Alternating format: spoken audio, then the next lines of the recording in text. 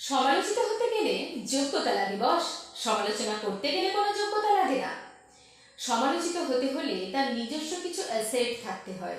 ঝুলিতে বেশ কয়েকটা ভালো ডিগ্রি বা একটা ভালো চাকরি, আর তার সঙ্গে অন্তত একটু রূপ লাবণ্য থাকতে হয়। বা অন্তত নিজের পক্ষে শ্বশুরবাড়ির লোকজন যদি একটু ভালোবাসে, তাহলেও সমালোচিত হতে হয়। তখন বলে সবাইকে হাত করে রেখেছে। আচ্ছা, এই হাতটা কেমন করে করে? সুন্দরী মেয়েদের আবার অনেক জ্বালা।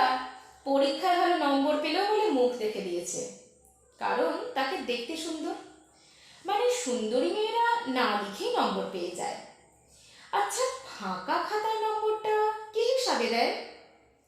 আসলে রূপ আর বুদ্ধি এই দুটো কারোর মধ্যে একসঙ্গে থাকলেই বিপদ। আবার সে যদি একটু মিশুক হয়, তাহলে আর দেখতেই নেই। তাহলে তো গায়ে পড়া তকমা জোটে। ভালো চাকরি করলে ওকে মুখ দেখে চাকরি দিয়েছে। আচ্ছা, মুখ দেখে চাকরিটা যদি দেয়ও, মাইনেটা কি মুখ দেখে দেবে? কাজ তো করতে হবে, কাজ অনুপাতেই তো মাইনেটা দেয়।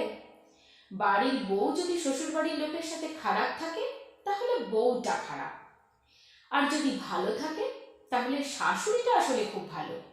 আচ্ছা, বউয়েরা কি কোনোদিন ভালো হতে পারে না? সমালোচকরা ভুলেই যায় যে বৌমার পোস্টের প্রমোশন হয়েই কিন্তু শাশুড়ি হয়। শাশুড়িও কিন্তু একদিন বৌমা ছিলেন।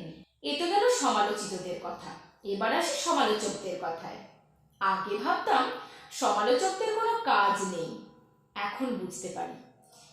আচ্ছা, ওর ঘরে কার কি হলো, কে কতটা এগোলো, কার কি ভালো হলো, এই সব খবর জোগাড় করাটা কি চারটিখানি কথা? এত খবর মাথায় স্টোর করে কোথায় কি জানি।